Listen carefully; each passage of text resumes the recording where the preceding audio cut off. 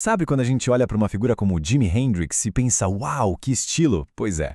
O que vamos analisar aqui é como o estilo dele era muito, mas muito mais do que só roupa.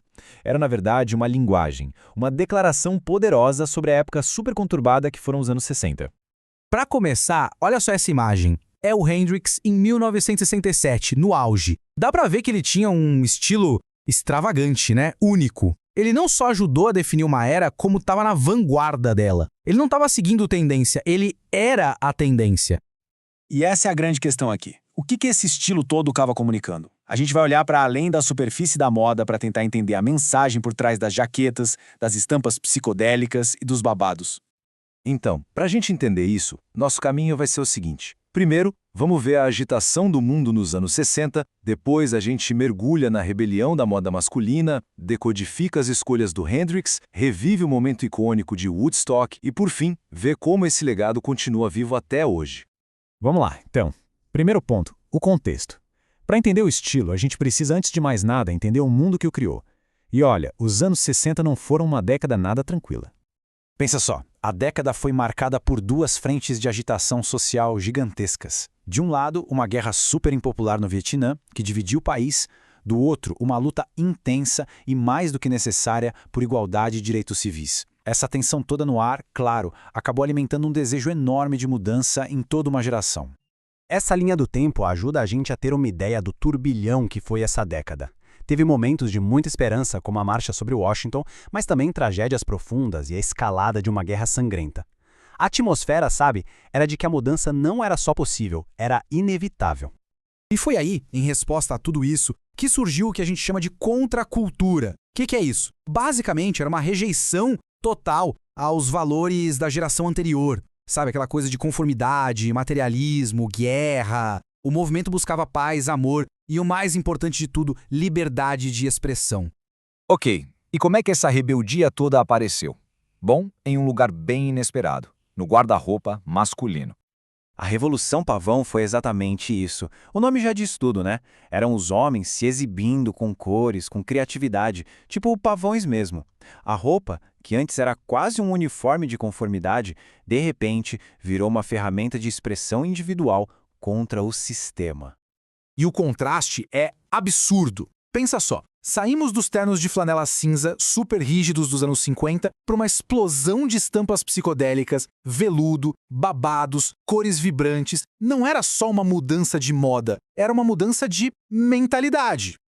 E claro, os ícones da música estavam na linha de frente disso tudo. The Beatles, Mick Jagger, eles pegaram essas novas ideias e levaram para o mundo todo, mostrando para uma geração inteira que era ok ser diferente, que era ok se destacar. E aí chegamos em Jimi Hendrix, porque ele pegou a Revolução Pavão e elevou a um outro nível. Ele transformou a moda numa declaração pessoal e política extremamente poderosa.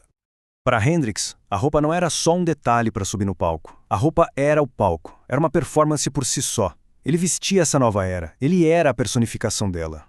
Então, o mais interessante é que cada peça que ele usava era uma escolha pensada. As jaquetas militares eram um comentário direto sobre a guerra. As franjas, um aceno à sua herança indígena Cherokee. E o cabelo Black Power, claro, era uma afirmação de identidade, de orgulho racial. Nada ali era por acaso. Isso se encaixa perfeitamente na ideia de traje de cena. As roupas do Hendrix já diziam quem ele era e no que ele acreditava antes de ele tocar uma única nota. Era tipo uma introdução visual à alma artística e política dele. E essa citação dele mostra isso de forma brilhante. Apesar do estilo dele ser radical, a mensagem era de paz. Ele apoiava a mudança, mas rejeitava a violência para chegar lá. Isso mostra a complexidade do pensamento dele, refletida totalmente na complexidade do seu estilo. E tudo isso, essa agitação social, a revolução da moda, a identidade pessoal dele, tudo isso culminou em um momento, um evento lendário, Woodstock. 450 mil pessoas, dá para imaginar? Woodstock não foi só um festival de música, foi por alguns dias uma nação temporária, um encontro que virou o símbolo máximo de todo o movimento da contracultura. E o slogan oficial captura o espírito da coisa perfeitamente. No meio de uma década de guerra, de divisão, um grupo enorme de jovens se reunindo em nome da paz, provando que outro jeito de viver era possível. E aí veio o clímax. A performance de Hendrix, tocando o hino nacional americano, não foi uma homenagem patriótica tradicional.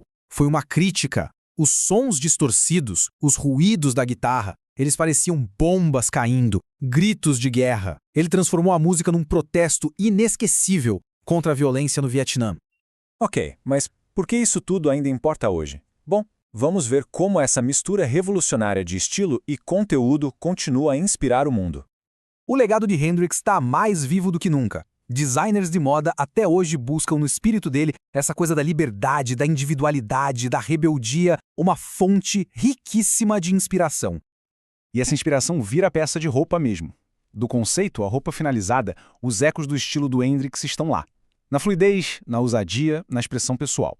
O impacto dele não é só uma memória, sabe? Tá literalmente costurado nas roupas que as pessoas usam hoje em dia. E isso tudo nos deixa com uma reflexão.